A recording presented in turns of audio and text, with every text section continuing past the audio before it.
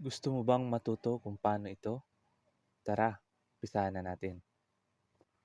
Punta ka sa CapCut, tapos New Project. I-click mo yung video na gagamitin mo, tapos Add. Tatlong clips lang ang gagamitin natin dito.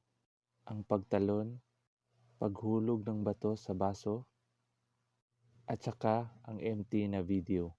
Huwag kalimutang i-delete ang CapCut sa dulo. Umpisahan na natin mag-edit. Kuha tayo ng empty na background. I-click mo ang video tapos split. Tapos hanapin naman natin ang timing ng pag-splash ng tubig sa tasa. I-click ang video tapos split. Tapos tanggalin naman natin ang video na hindi na kailangan. I-click mo ang split tapos delete. Sa pangatlo, balik tayo sa umpisa. Hanapin natin ang timing sa pagtalon sa tasa. Pero before nun, tanggalin muna natin yung video na hindi na kailangan. Pag natanggal mo na, hanapin mo na yung timing ng pagpasok ng paa mo sa tasa. Pag nakuha mo na, i-click mo ng video tapos split. I-click mo yung pangalawang video tapos i-delete.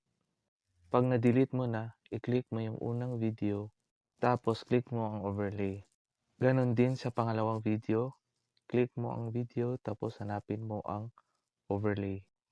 Pag na-overlay mo na, i-drag mo yung pangatlong video tapos idikit mo sa second na video. Pag nalagay mo na, check natin yung video kung okay na ba. Kung okay na yung video, i-click mo yung empty na video tapos ipantay mo sa second at saka third na video.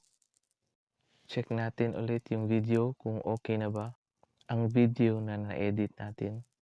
Kung okay na, click mo ang resolution tapos isagad mo sa 4K, frame rate 50, tapos i-click mo ang export. Goods na yan mga idol. Huwag mong kalimutan mag-follow and share. Salamat!